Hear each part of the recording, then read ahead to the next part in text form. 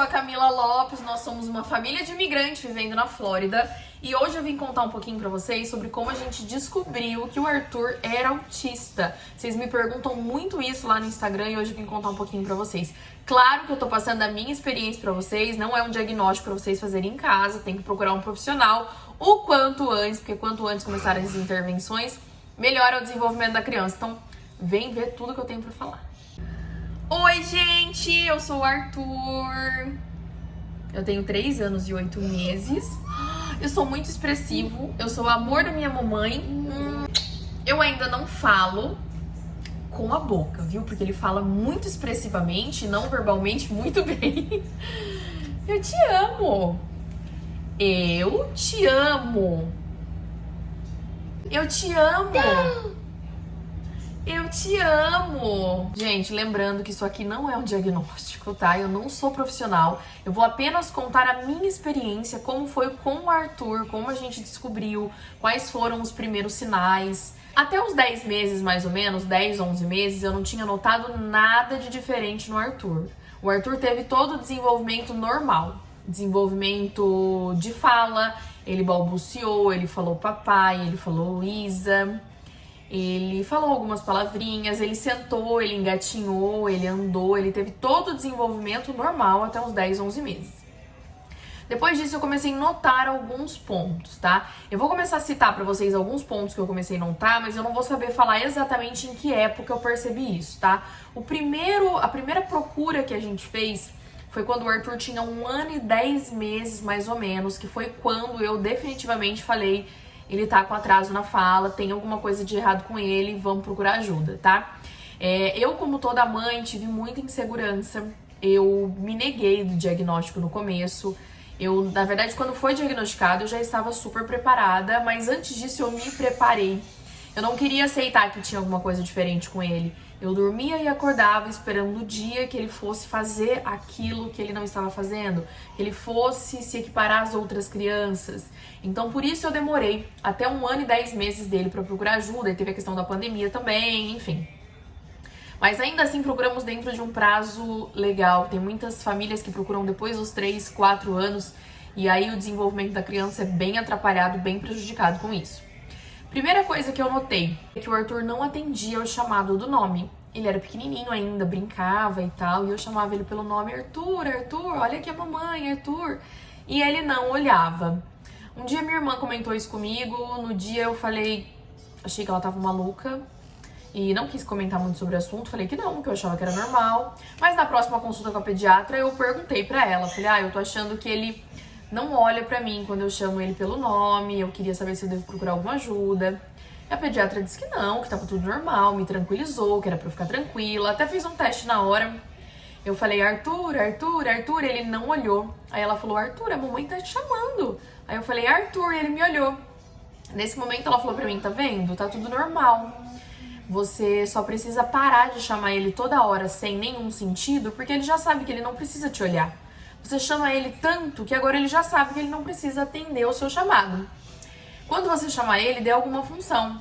Então, todas as vezes que ele te olhar pra você fazer esse teste, ele te olhou, você tá com uma caneta na mão, você fala: olha a caneta, filho, que linda. Enfim, foi a orientação que ela me deu.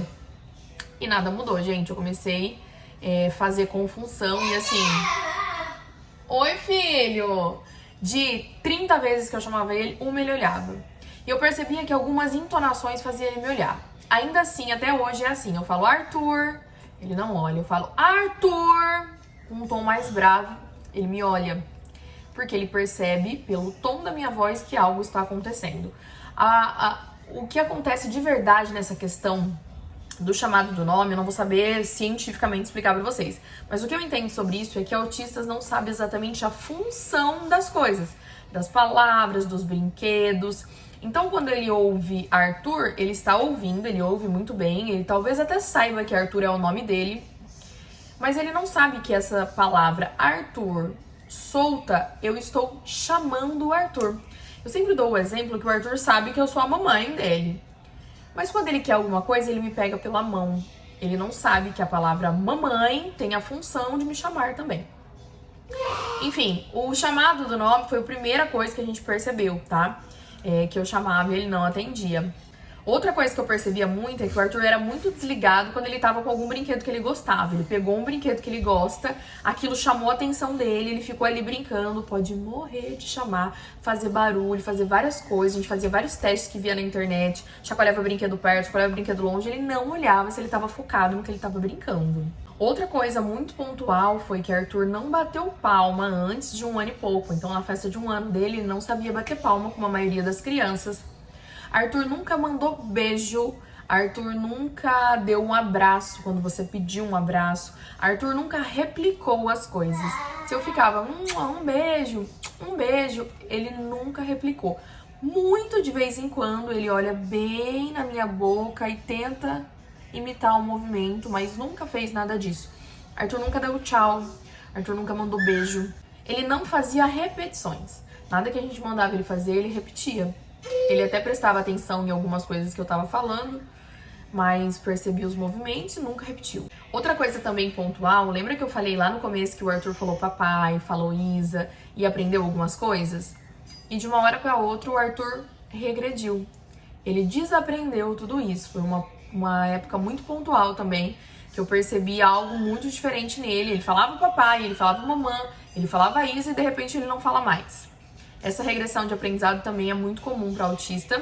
Foi um dos pontos que mais me deu medo, na verdade. Eu tinha medo de todo o nosso trabalho para o desenvolvimento do Arthur ser em vão, porque depois ele podia perder isso. Outra coisa foi brincar sem função. Eu vivo postando no Stories, inclusive se você não me segue no Instagram, esse aqui é o meu Instagram. Eu sempre posto lá no Stories quando o Arthur tá brincando com alguma coisa com a função exata. Eu me alegro demais. Uma das coisas que ele mais fazia era com o carrinho, por exemplo. Ele nunca pegou o carrinho, hoje ele faz isso, mas ele não pegava o carrinho e brincava com o carrinho. Ele dava outra função pro carrinho, virava o carrinho, rodava as rodinhas do carrinho, colocava o carrinho em cima de alguma coisa, colocava a mão em cima do carrinho, nunca a função exata para o carrinho.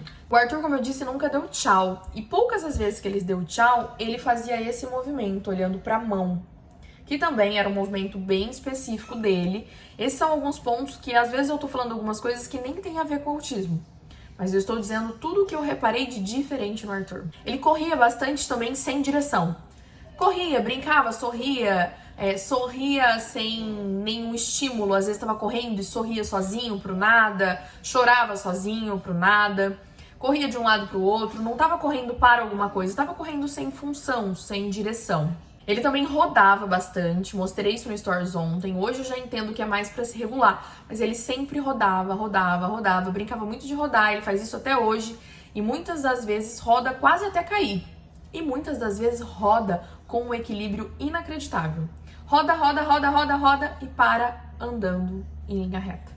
Arthur nunca teve olhar compartilhado, ele nunca compartilhou o olhar quando eu falava, olha filho, a lua, olha o avião, olha o céu. Ele nunca olhou na direção que eu apontava, que eu compartilhava.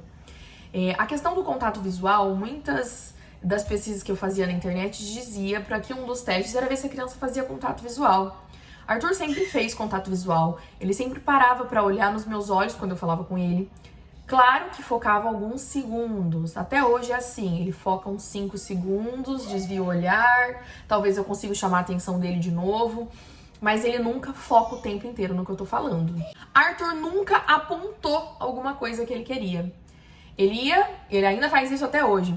Ele sempre que queria alguma coisa vinha, me pegava pela mão, porque lembrando, ele não sabe que a palavra mamãe tem a função de me chamar. Então ele me pega pela mão, me leva pro que ele quer, coloca minha mão no que ele quer e eu dou o objeto pra ele. Claro que hoje eu já aprendi, eu estimulo muito, eu pego a mãozinha dele, faço com que ele pegue o objeto, eu pergunto o que ele quer, se ele quer, estimulo ele a falar o tempo todo. Hoje a gente aprendeu cuidar bastante em casa também, não só nas terapias. Arthur teve um atraso muito acentuado na questão da linguagem. Arthur hoje tem 3 anos e 8 meses e não fala ainda.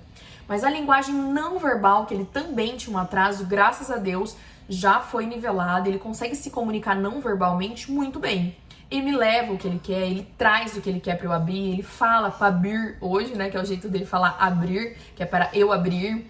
Ele consegue demonstrar que ele tá com sede, ele consegue demonstrar que ele tá com fome. A questão da comunicação não verbal, graças a Deus, foi bem desenvolvida e hoje ele não passa apuro, ele consegue demonstrar não verbalmente o que ele quer. Esses foram os pontos principais que eu notei no Arthur. Pode ser que tenha mais algumas coisas que eu não lembrei aqui de pontuar pra vocês. Vou deixar aqui os comentários pra vocês falarem o que vocês notam de diferente no seu filho ou perguntar alguma coisa se eu noto no Arthur que eu posso contar pra vocês aqui nos comentários. Lembrando mais uma vez, gente, que isso de forma alguma é um diagnóstico. Eu só estou contando a minha experiência com o Arthur. E se você nota qualquer um desses sinais com seus filhos, procure ajuda o quanto antes, tá? No período que eles estão avaliando se o seu filho é autista ou não, eles já começam as intervenções.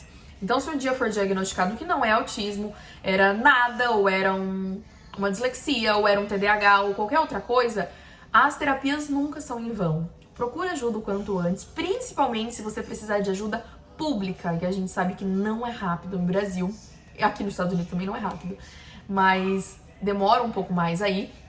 Então procure ajuda o quanto antes, tá? Não fique desesperada, não tente se enganar. Não é o fim, o diagnóstico não é uma sentença, é uma liberdade. Você enfim vai entender seu filho, você enfim vai conseguir ajudar seu filho. Uma coisa que eu não podia deixar de incluir nesse vídeo de forma alguma é que aquela frase, cada criança tem seu tempo, não existe. Cada criança tem seu tempo dentro de um tempo de desenvolvimento normal. Procure saber sobre os marcos de desenvolvimento e se seu filho não estiver dentro desses marcos, procure ajuda o quanto antes, tá? Isso só vai ajudar a sua criança a se desenvolver mais rápido e melhor. Principalmente quando você ouvir de alguma mãe, mas o meu falou com 4, 5, 6 anos, é normal. Não, não é normal. Possivelmente seu filho também precisava de algum apoio e você, por falta de informação, não conseguiu oferecer isso pra ele. Também não culpe essa mãe, apenas não dê ouvidos, tá? Não é normal. Se você assistiu esse vídeo até aqui, o meu muito obrigado. Compartilhe esse vídeo com uma amiga que talvez esteja na dúvida sobre o diagnóstico. Curta esse vídeo pro YouTube entender que você gosta do meu conteúdo. Seja empático com uma mãe, seja empático com um autista. Na verdade, seja empático com todo ser humano. Mas em especial nesse vídeo, seja sempre empático com uma mãe, com um autista, com a família de um autista. Não é fácil. A gente enfrenta uma luta diariamente para que nossos filhos tenham qualidade de vida. Então, seja empático.